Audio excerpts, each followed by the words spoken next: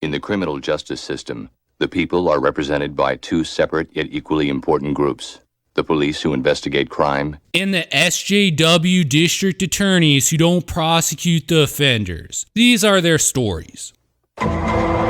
I put timestamps in the description. If any of this information you already know, feel free to skip ahead. Talking to right-wing people, you probably hear this plenty of times. Officer Derrick Chauvin is going to be acquitted of all charges. There's going to be riots all over Minneapolis. They'll be even worse this time around. I don't think that's the most likely outcome. Possible? Absolutely. Likely? I'd say no. Many people here are embracing a false dichotomy. They're assuming the outcome of the trial will be innocent or guilty. The far more likely scenario will be neither guilt nor innocence. In the US, the prosecution must prove a crime beyond a reasonable doubt. That means every single juror agrees that there are no doubts that are reasonable. If some jurors have doubts and some don't, you end up with a hung jury. This trial is about as political as you can get. The only trial that comes even close is OJ Simpson, but OJ was acquitted. Yeah, let's talk about OJ's trial. Did you know that 9 out of 12 jurors on the OJ trial were black? That's 75%. In 1994, only around 9% of LA's population was black. So how in the world did they get a 75% black jury? Additionally, one of the other jurors was Hispanic, and all of them were registered Democrats. In the US, we have an adversarial system of justice. The idea is that each side presents its own evidence and critiques the other side. For example, when picking a jury, each side strikes jurors that they think are biased against their side. It's clear in the OJ Simpson case that this process just simply wasn't followed. I put up on the screen here the first part of Christopher Darden's opening statement. He was one of the prosecutors in the OJ Simpson case.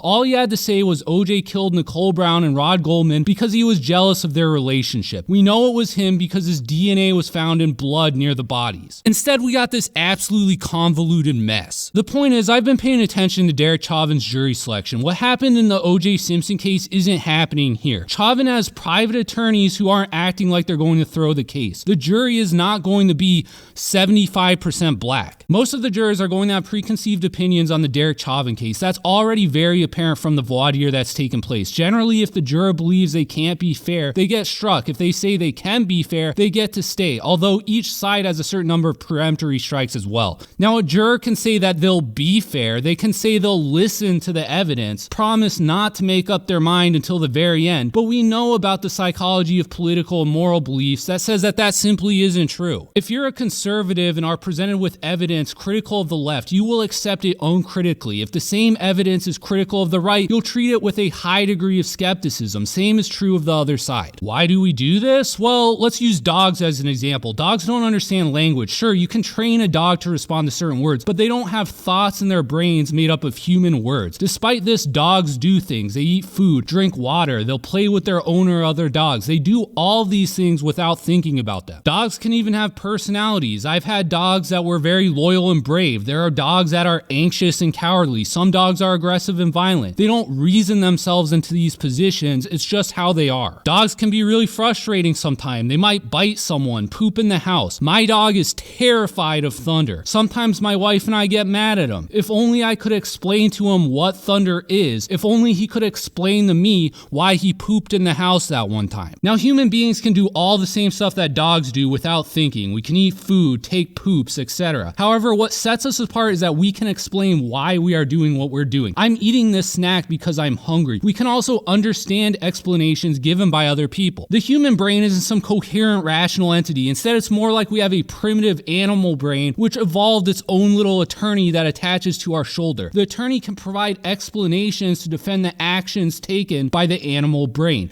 The animal brain can also seek the attorney's advice. However, the animal brain always makes the decision. It's also the animal brain that tends to have political beliefs, not the attorney. These jurors are essentially saying they can set aside their own views and let the attorney inside their brain decide the case. But that's just not how the human brain works. Now, I'm not criticizing the jury system here. Most criminal trials aren't political. Therefore, people don't tend to bring in a lot of preconceived political beliefs. To the extent they do, voir dire is probably sufficient to get a fair jury. However, in a hyper-political case like Derrick Chauvin, I'm skeptical. If the jury isn't unanimous, it's a hung jury. There isn't a conviction or an acquittal. If even one juror believes there is reasonable doubt that Chauvin did it, it's hung. Another reason I believe a hung jury is likely in this case is because of the pervasive influence of cancel culture. The whole idea by the the left that they can suppress right-wing beliefs by persecuting people. It only encourages people on the right to hide their true beliefs. I'd imagine a lot of people who don't like Black Lives Matter wouldn't admit to it during a voir dire. The problem with using intimidation to suppress people from expressing viewpoints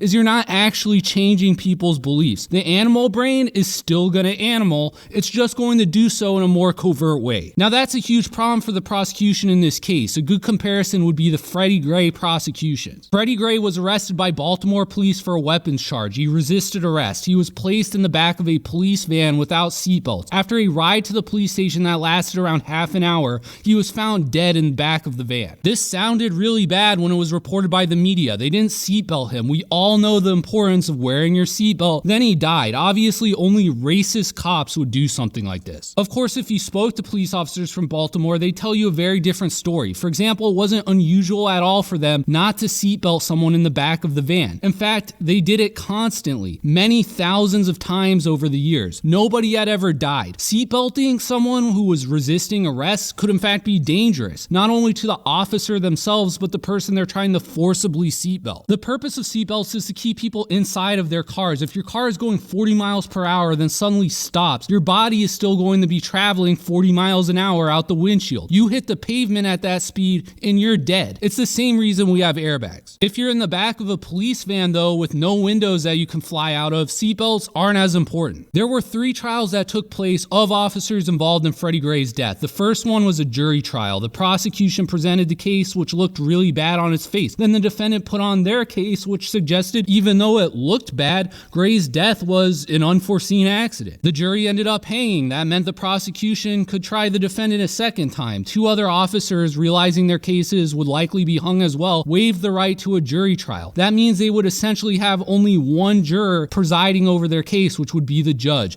Both of those officers were acquitted. After that, a bar complaint was filed against Baltimore's district attorney, and all of the remaining cases were dropped. Derrick Chauvin's trial is very similar. It looks really bad on his face. He had his knee on George Floyd's neck for a long time. George Floyd then died with the knee on his neck. The defense is going to show evidence that George Floyd swallowed a potentially lethal amount of fentanyl during his encounter with police. He may have done this so that the officers wouldn't find it. The full body camera shows police putting Floyd in the various positions, trying to help him breathe. He was complaining about trouble breathing well before Derrick Chauvin's leg was on his neck. It sounds really bizarre to put your leg on someone's neck who is having trouble breathing. However, Derrick Chauvin had been trained to use this technique to help people who couldn't breathe. He has materials from the training, including pictures of officers doing exactly what he did. In addition, the autopsy report said George Floyd died of a heart attack, not asphyxiation. Is it reasonable to believe putting your leg on someone's neck would cause a heart attack? No, that just seems like a weird coincidence, just like Freddie Gray. In fact, if someone had a lethal dose of fentanyl, I think that would be a much more likely cause of a heart attack. Now, I say this as someone who is biased. I was critical of the evidence against Chauvin and didn't just accept the media narrative. Most leftists would have done no research on this case. They watched the video and that was enough for them. When the defense presents its case, lefties on the jury are going to be very skeptical of it. They're going to focus on every flaw and reason to reject it. That's just how human beings are. To those saying they're highly confident in Chauvin's acquittal, I'd warn against overestimating the prosecution. This isn't like OJ Simpson or George Zimmerman. These aren't government employees prosecuting Derrick Chauvin. The prosecution is a private law firm that's been given basically unlimited financial resources. They're going to fight real hard to convict him. Even with all of that, I don't think that they will. But if you believe they can't convince even one juror, you're not giving them enough credit. So let's look at each charge against Chauvin. The first charge is second-degree murder, yet it's what most states would refer to as felony murder. There are some serious issues with this charge. A felony murder takes place when someone commits a felony and during that felony someone dies. So let's say you rob a gas station, a customer pulls out a gun and shoots at you. You duck and the cashier gets hit and dies. Even though you didn't kill him, you're guilty of felony murder. A key requirement for felony murder is a predicate felony. So what is the predicate felony? What felony offense did Officer Chauvin commit? According to the complaint, it's assault in the third degree, which means Officer Chauvin assaulted George Floyd, and in the course of that assault, George Floyd died. The first problem is Officer Chauvin was legally obligated to arrest George Floyd. He was obviously intoxicated by drugs and he was behind the wheel of a car. If Chauvin let him go, he could have crashed and killed someone. Also, he had counterfeit money and drug paraphernalia on his person. Secondly, most states believe under the merger doctrine that an assault cannot be a predicate offense to felony murder. The consensus view is that the Constitution only allows a small set of felony offenses to serve serve as predicate offenses to felony murder. This is also true of the model penal code. Also notice that Officer Chauvin isn't charged with assault in the third degree. If they felt they couldn't prove that, it's not clear to me why they thought they could prove felony murder. Next up, we have third degree murder. The charge reads as follows. Chauvin caused the death of George Floyd by perpetuating an act imminently dangerous to others and evincing a depraved mind without regard for human life. A while ago, Officer Chauvin's lawyers filed a motion disputing the validity of the third degree murder charge. They said that because of the words "to others," it couldn't be used against Chauvin. That's because the act was only perpetuated against George Floyd. The defense had case law that specifically said "to others" means multiple people. As a result, the prosecution dismissed this count, but just a few days before trial, they asked the judge to reinstate the charge. Again, likely due to the serious flaws with their felony murder count. The judge decided, despite the contrary legal precedent, "to others" could be interpreted to mean other people than the perpetrator, which means it's possible it could apply to only a single victim. What isn't clear is if the defense can still argue to the jury the other interpretation. If this is the case, the prosecution can tell the jury that they can convict Chauvin because "to others" means other than Derrick Chauvin. The defense can then argue that the jury can't convict because "to others" applies only when multiple people are at risk. This is a big problem because what actually constitutes offense will be unclear to the jury. If a juror adopts one position, there's really no way of persuading them to change sides. It becomes one of those terrible debates where the argument is over defining terms. The final charge is second-degree manslaughter. It reads as follows. Chauvin caused the death of George Floyd by his culpable negligence. Culpable negligence means Chauvin failed to act like a reasonable police officer, and as a result, George Floyd died. This charge has the best chance of conviction. Still, the prosecution will have to prove two difficult things. One, that Officer Chauvin's conduct was unreasonable despite it being what he was trained to do. Second, that the knee on the neck is what caused the heart attack and not the lethal amount of fentanyl. Both of those things need to be proven beyond a reasonable doubt. The jury can't just say, well, probably it was the knee on the neck. They have to believe it would be unreasonable to believe any other possibility. By the way, I looked up the presumptive sentence for second-degree manslaughter. It's 4 years in prison. Will there be rioting if it's a hung jury? I don't know. I feel like the true leader of the left, and particularly Black Lives Matter, has always been the media. I don't buy into the idea that Black Lives Matter is a grassroots movement that formed itself. I feel like it's always been a weapon of the mass media. After Henry Louis Gates called an officer arresting him for making threats a racist, Obama defended Gates. At that point, the media realized Obama hated police and he could be manipulated into attacking police if it was supported by a race narrative. Because the US has a very large population and crime is generally a problem in black neighborhoods, there would always be a small number of cases where blacks were killed by police. The media realized they could take these local news cases, blow them up to national news stories, and effectively weaponize them. Every time they do this, Obama would then respond and give in to some of their demands. When Trump became president, all of this stopped. For 3 years, BLM just pretty much vanished. It wasn't that black people weren't killed by police in that time period. The media just didn't see any purpose in blowing up these stories. After the first Trump impeachment failed, the media began bringing up all this race stuff again. It started with the 1619 Project. Suddenly, Black Lives Matter was back again. When all the riots happened over the summer, I thought the left was getting desperate. They knew that they were going to lose the election, and so they were weaponizing BLM as some sort of Hail Mary. No, I was totally wrong. Their strategy wasn't to make their side more popular. It was to ensure that no institution was willing to intervene in any instance of election fraud. That's basically what the Times article acknowledges. Everyone was too scared of BLM to do anything. If one of the canvassers in Michigan refused to certify the results, well, they just threatened to send BLM to his child's school. So will there be any riots? If the media thinks that'll help their cause somehow, then yes. But if they don't think it'll help, no. Is it possible that Chauvin will be acquitted and we'll see massive riots? Yeah, I mean, it's possible. I just don't believe it's the most likely outcome. Anyways, thanks for watching my video. Please support small YouTube channels like mine by subscribing. Also try subscribing to me on Gab TV. There's additional videos there. Thanks.